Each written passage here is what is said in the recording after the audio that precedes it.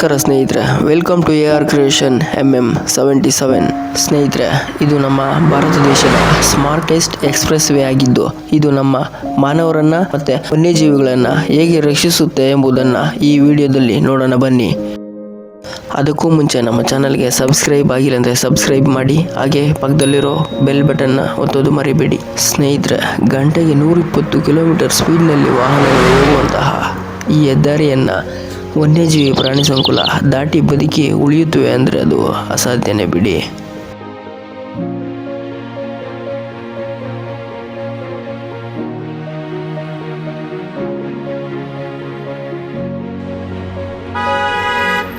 ಹೌದು, ಈ ಪ್ರಾಣಿ ಸಂಕುಲವನ್ನು ಗಮನದಲ್ಲಿಟ್ಟುಕೊಂಡು ಭಾರತ ಸರ್ಕಾರ ಈಗ ಮೊಟ್ಟ ಮೊದಲ ವನ್ಯಜೀವಿ ಕಾರಿಡಾರ್ಗಳನ್ನು ನಿರ್ಮಿಸುತ್ತಿದೆ.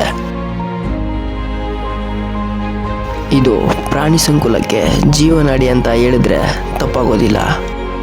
ಹಾಗೂ ನಮ್ಮ ಭಾರತದ ಎಂಜಿನಿಯರಿಂಗ್ನಲ್ಲಿ ಒಂದು ಹೊಸ ಕ್ರಾಂತಿ ಅಂತಲೇ ಹೇಳ್ಬೋದು.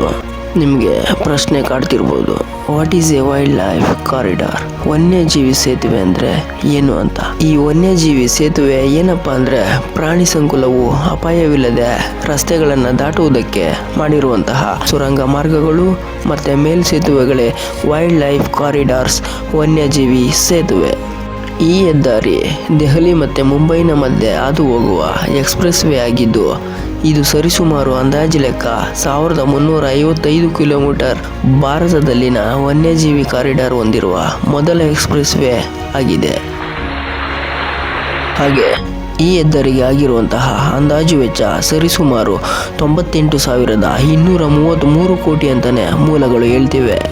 ಇವು ಕಾಡುಗಳಂತೆ ಕಾಣುವ ಸೇತುವೆಗಳಾಗಿದ್ದು, ಮರಗಳನ್ನು ಮತ್ತು ಪೊದೆಗಳನ್ನು ಮಣ್ಣಿನ ಮೇಲೆ ಬೆಳೆಸಲಾಗುತ್ತೆ. ಅದರಿಂದ ಪ್ರಾಣಿಗಳಿಗೆ ನಾವು ಇನ್ನೂ ಕಾಡಿನ ಒಳಗಡೆ ಇದ್ದೇವೆ ಎಂದು ಅವುಗಳಿಗೆ ಭಾಸವಾಗುತ್ತೆ.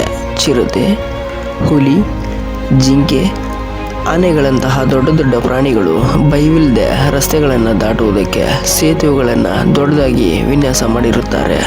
ಸರಿಸ್ಕಾ ಮತ್ತು ರಣತಂಬೂರ್ ಎಂಬ ಪ್ರದೇಶಗಳಲ್ಲಿ ಇಂತಹ ಸೇತುವೆಗಳನ್ನು ಹೆಚ್ಚಾಗಿ ನಿರ್ಮಿಸಲಾಗಿದೆ. ಏಕೆಂದರೆ ಈ ಪ್ರಾಂತ್ಯಗಳಲ್ಲಿ ಹುಲಿಗಳ ಸಂಖ್ಯೆ ಯಥೇಚ್ಛವಾಗಿ ಇರುವುದರಿಂದ ಈ ಪ್ರದೇಶಗಳಲ್ಲಿ ಸುರಂಗ ಮಾರ್ಗಗಳನ್ನು ಹೆಚ್ಚಾಗಿ ನಿರ್ಮಿಸಲಾಗಿದೆ. ಈ ಸುರಂಗ ಮಾರ್ಗಗಳು ಮತ್ತು ಮೇಲ್ಸೇತುವೆಗಳು ನಮ್ಮ ಭಾರತಕ್ಕೆ ಏಕೆ ಮುಖ್ಯ ಅಂದರೆ, ಪ್ರತಿ ವರ್ಷ ನಮ್ಮ ಭಾರತದಲ್ಲಿ ರಸ್ತೆ ಅಪಘಾತದಲ್ಲಿ ಸಾವಿರಾರು ಸಂಖ್ಯೆಯಲ್ಲಿ ಪ್ರಾಣಿಗಳು ಮರಣಕ್ಕೆ ಈಡಾಗುತ್ತಿವೆ.